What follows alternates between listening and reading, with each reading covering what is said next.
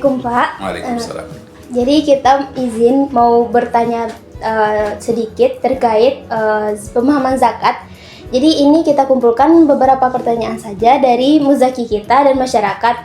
Jadi masyarakat itu ingin lebih jelas mengenai pemahaman tentang zakat ini Pak. Kalau boleh tahu Pak, apa saja jenis zakat yang berlaku dalam syariat Islam Pak? Baik. Bismillahirrahmanirrahim. Assalamualaikum warahmatullahi wabarakatuh. Alhamdulillah, wassalatu wassalamu ala rasulillah. Secara praktis dan sederhana saja kita bisa jelaskan kepada seluruh mukmin dan muslim itu dibebankan untuk menunaikan zakat sebagaimana diperintahkan oleh Allah Subhanahu wa taala, wa aqimus shalah wa atuz zakah. Dirikan salat, bayarkan zakat. Zakat ini menjadi kewajiban setiap muslim. Kewajiban ini terbagi menjadi dua. Pertama adalah zakat fitrah. Zakat fitrah sebagaimana yang kita ketahui selama ini itu adalah zakat yang dibayarkan setiap seorang muslim atas setiap yang hidup di bulan Ramadan, baik lahir di bulan Ramadan sebelum datangnya Idul Fitri ataupun hidup di bulan Ramadan, artinya dia tidak meninggal di bulan Ramadan, atau kalaupun meninggal sebagian ulama mengatakan dia tetap dibayarkan zakat fitrahnya. Zakat fitrah ini kadarnya atau jumlahnya seperti yang kita ketahui ya berdasarkan nyawa untuk setiap orang. Yang paling mayoritas yang kita kenal sekarang adalah zakat fitrah ini dengan kadar 3 liter sepertiga, atau ada yang mengatakan dengan 2,5 kilogram. Itu satu. Yang kedua, zakat yang kita kenal dengan zakat mal. Zakat mal ini ada beberapa kategorinya. Zakat mal itu ada yang kategori zakat kepemilikan atas emas dan perak yang tidak merupakan perhiasan. Jadi jika ada seseorang memiliki emas dan perak, dan emas dan perak itu bukanlah perhiasan seperti untuk perempuan, tidak berupa cincin, tidak berupa kalung, tidak berupa gelang tangan yang biasa dipakai sehari-hari. Tetapi emas ini tujuannya adalah sebagai harta atau simpanan yang ketika disimpan itu di luar sana harga emas itu terus naik. Jadi hartanya juga terus bertambah. Maka wajib bagi seorang muslim jika sudah sampai nisab. Nisab itu artinya batas tertentu.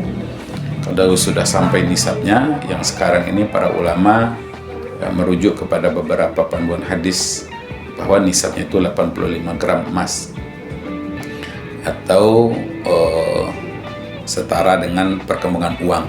Ya, jika seseorang ternyata tidak memiliki emas atau perak, tapi dia memiliki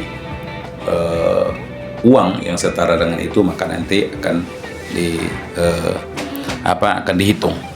Kalau untuk perak itu mungkin walaupun tidak relevan di masyarakat kita di Sijunjung memiliki tabungan perak, itu kurang lebih sekitar 595 gram perak.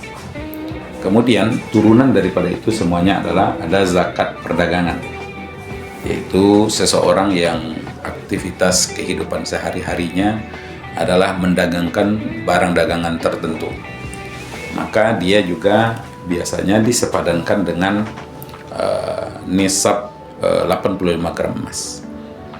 Sekali setahun, ya dia pakai haul sekali setahun. Maka misalkan dia berdagangnya diawali dengan Muharram, maka nanti di Zulhijjah dia harus sudah mengeluarkan zakatnya 1 tahun. Sama dengan emas tadi juga 1 tahun. 2,5% yang dikeluarkan dari kewajiban zakatnya setelah hartanya sampai 85 gram emas atau 595 gram perak, maka dikeluarkan 2,5%. Ini relevan untuk masyarakat kita di Sijunjung. Banyak masyarakat kita yang memiliki usaha perdagangan. Maka perdagangan ini caranya dengan menggabungkan modal, kemudian dengan uang yang berputar atau yang kita kenal dengan omset, kemudian keuntungan, dikurangi dari kewajiban yang sangat dekat. Hanya barang yang diperjualbelikan saja dengan omset atau uang yang keuntungan yang ada. Adapun tokonya, rukonya, tempat jualannya ini tidak diwajibkan zakat. Keluarkan 2,5%. Ada zakat lagi, yaitu zakat pertanian. Zakat pertanian ini juga relevan di masyarakat kita di Kabupaten Sejunjung. Kemudian ada zakat investasi, saham dan segala macam. Kemudian ada zakat profesi. Ini juga sangat relevan, walaupun ini termasuk pendapat kontemporer dalam fikih zakat. Profesi atau penghasilan seseorang yang secara rutin dia dapat, baik itu harian, mingguan, atau bulanan, atau mungkin tahunan. Yang banyak kan memang bulanan. Nah, maka ada beberapa pendekatannya, boleh dikeluarkan sekali setahun. Setelah dikumpulkan semuanya, apabila sampai nisabnya, dikeluarkan 2,5%. Boleh juga dikeluarkan setiap bulan, karena sudah diprediksi sepanjang tahun itu dia akan tetap mendapatkan gaji atau upah atau penghasilan dari profesinya, maka dikeluarkan 2,5%. Ada pendekatan lain, tetapi yang paling banyak dipakai adalah didekatkan kepada gram emas, kemudian dikeluarkan 2,5%. Gitu kira-kira beberapa jenis-jenis zakat yang diwajibkan kepada muslim. Terima kasih. Baik, terima kasih Bapak. Selanjutnya ada juga yang bertanya, apa sih keunggulan utama berzakat melalui Basnas ini sendiri? Ya, memang kalau kita rujuk dan kita baca sejarah, tentu Basnas ini adalah ijtihad atau usaha para ulama, kemudian diundangkan di dalam sebuah negara seperti Indonesia ini ada lembaga zakat.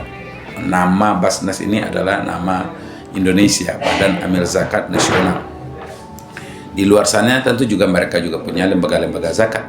Ada namanya Baituz Zakat, ada Wizarat atau Kementerian Wakaf dan Zakat dan segala macam.